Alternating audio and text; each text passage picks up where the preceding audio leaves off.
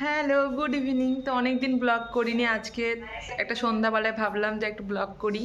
তো আজকে নুডলস বানাচ্ছি, চাউমিন, তো পনির চাউমিন। তো সেটা তোমাদেরকে রেসিপিটা দেখাই। আর এই ছোটোখাটো একটা রান্না কুকিং রেসিপি, আজকে কুকিং ব্লগ করি।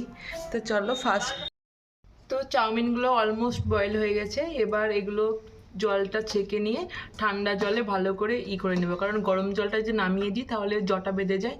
তো অবশ্যই ঠান্ডা জলে এটা ভালো করে ধুয়ে নিতে হবে। কড়াই বসিয়ে নিয়েছি, কড়াইয়ে তেল দিয়ে দিয়েছি।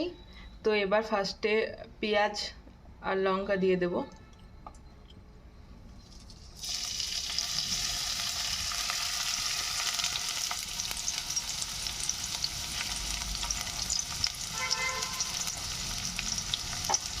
তো এই পেঁয়াজ আর লঙ্কাটা একটু ফ্রাই করে নেব, দেন বাদ বাকি যে ভেজিটেবল আছে ওগুলোও দিয়ে ফ্রাই করে নেব।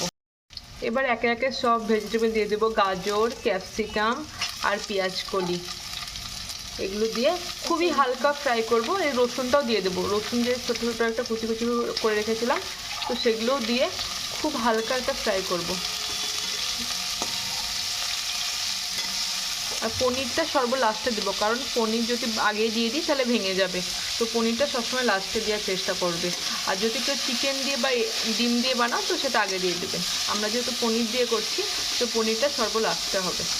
এবার স্বাদ মতো লবণ আর ব্ল্যাক পেপার আর ম্যাগি মশলা, এই তিনটে দিয়ে দেবো।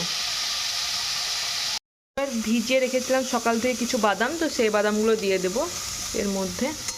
বাদামটা পুরোপুরি অপশনাল, যদি ভালো লাগে তাহলে দেবে, আর যদি ভালো না লাগে তো বাদাম দেওয়ার দরকার নেই। তোমরা চাইলে এখানে শীতের সময় মটরশুঁটিও দিতে পারো।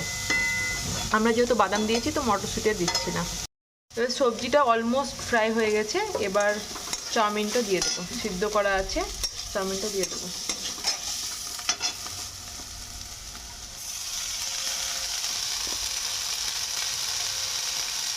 চেষ্টা করবেন চাউমিনটা একটু করে দেবেন আর একটু করে লেগে নেবেন, কারণ তলে লেগে যাওয়ার ভয় থাকতে পারে। যতই তেল দেওয়া থাকুক না কেন, তল লেগে যাওয়ার ভয় থাকতে পারে।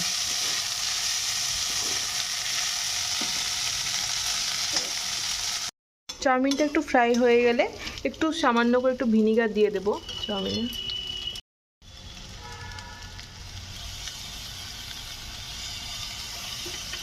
আমরা এখানে হলুদ ব্যবহার করিনি, তো আপনারা চাইলে এখানে হলুদও একটু ব্যবহার করতে পারেন। আর এরপরে একটু সয়া সস দিয়ে দেবো।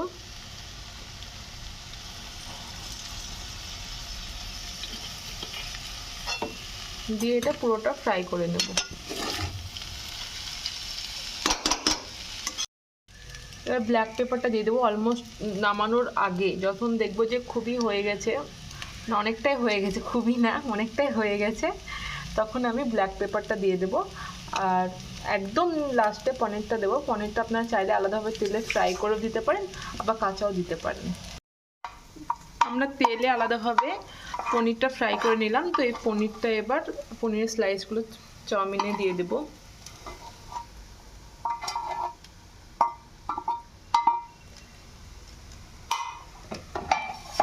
দিয়ে এটা এবার পুরো মাখিয়ে নেব।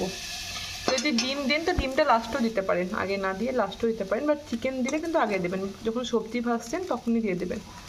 তো রেডি হয়ে গেছে, এবার এটা মিশিয়ে নামিয়ে নেব। তো রেডি হয়ে গেছে চাউমিন। এবার টেস্ট করে বলি কেমন হয়েছে। তো খেয়ে দেখি। খুব টেস্টি হয়েছে। তো আপনারাও এই রেসিপিটা ফলো করে বানাতে পারেন, বানিয়ে একবার খেয়ে আমাদেরকে কমেন্টে বলতে পারেন যে কেমন হয়েছে। তো আমাদের তো বেশ ভালোই লাগলো, টেস্টি বেশ, খুব হালকা তেলে বানিয়েছি। তো আপনারাও বানাবেন বাড়িতে এবং খেয়ে অবশ্যই অবশ্যই আমাদের কমেন্ট বক্সে জানাবেন। আর দেখা হচ্ছে নেক্সট ব্লগে। ততক্ষণ সুস্থ থাকুন, ভালো থাকুন, আর ব্লগটাকে সাবস্ক্রাইব করবেন আর লাইক কমেন্ট। Good night.